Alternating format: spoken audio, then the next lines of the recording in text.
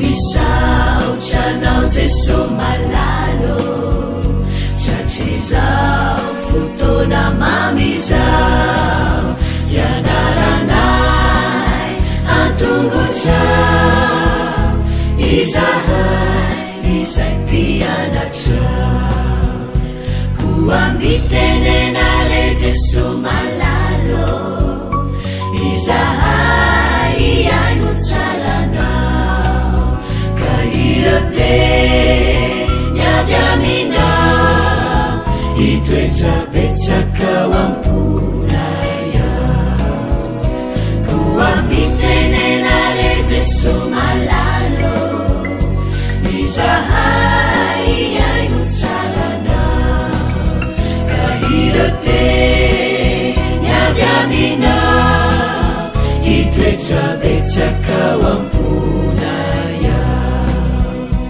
iroteny avy aminao itoetrabetsakao amponaya.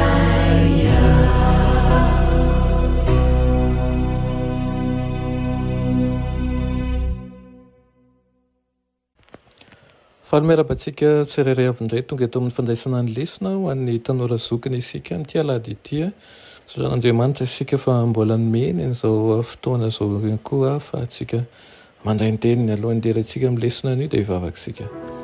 Liranay tsara andrizan-danitro mbola fahampisaoranao zahay eny amin'ny famarinanao izay omenao anay ankehitriny, ngataka aminao zahay mba ho tsapanay tokoa nefa ilainay izany ary aokany tsy ho adinonay dia ny azo fijalenao izay nanafaka anay. Ny fahamarinanao izay ho raisinay anio any ampitombo ny aim-panahy, ampitombo ny hari-tsaina ka tsy hanadino izahay fa ho any an-danitra tokoa ny dianay aminaran'i Jesosy. Amen. Lohateny lesona antsika androany dia manao hoe teo anilan'ny farihy. Niverina tao amin'ilay tanan-dehibe any Jerosalema i Jesosy rehefa avy tany Galily ao amin'ny jaonina toko 15 ahitantsika ny tinam-baran'io. Nankeo amin'ny farihan'i Betesda izy rehefa tonga ary nahita marary maro nitangorona teo, niandry ny fihetsehan'ny rano ireo olona ireo. Ninion'ny olona manko fa nisy anjely nanetsika an'izany rano izany ka izay olona niroboka voalohany ao amin'ny fariha mandritra n'ilay fihetsehan'ny rano dia ho sitrana amin'ny aretina rehetra.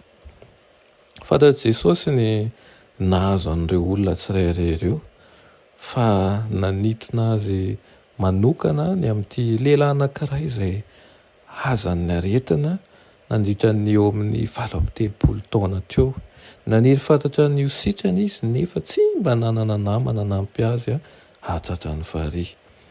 Dia nanantona azy Jesosy, nametraka fanontaniana taminy ary avy eo nibaiko azy.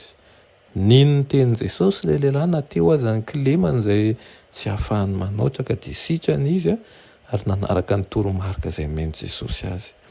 Mifanohitra amin'ny fihetsika izay fiheverana momba ny fepetra azahoana fanasitranana nataon'i Jesosy teo.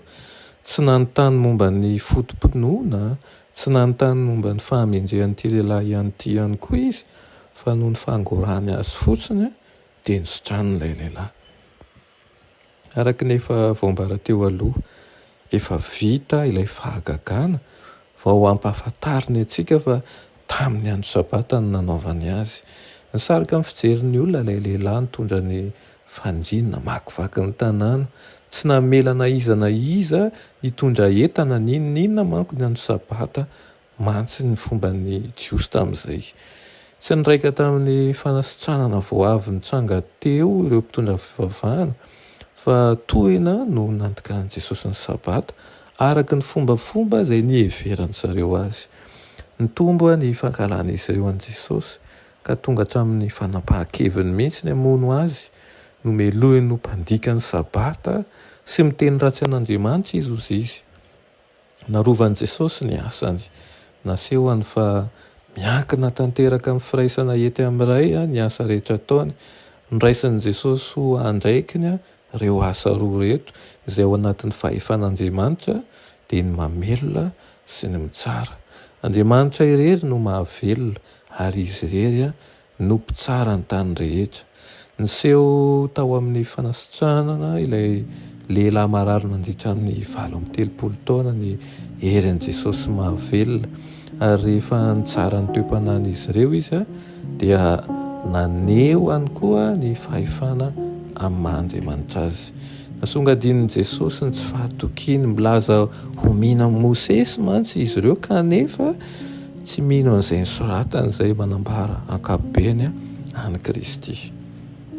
Ngamba tantara izay tsy zoviana aminao no raisintsika androany, kanefa aoka tsy ho adinontsika mba hisitrihantsika lesona mandrakariva, dia mba ho atom-bavantsika tokoa dia mba angorahan'Andriamanitra fotsika no anehoana zava-mahagaga eo amin'ny fiainantsika ary andeha ampinoana isika.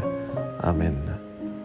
Ianay tsara indrindra'Andriamanitra mbola misaotra anao izay amin'izany teninao izany, dia mangataka aminao izay nanomezanao ny fanahinao masina ho aminay tsirairay avy, hitarika anay, hanamboatra ny fisainanay ary koa hanitsy anay sy hanao lalana anay. Amin'ny anaran'i Jesosy. Amen.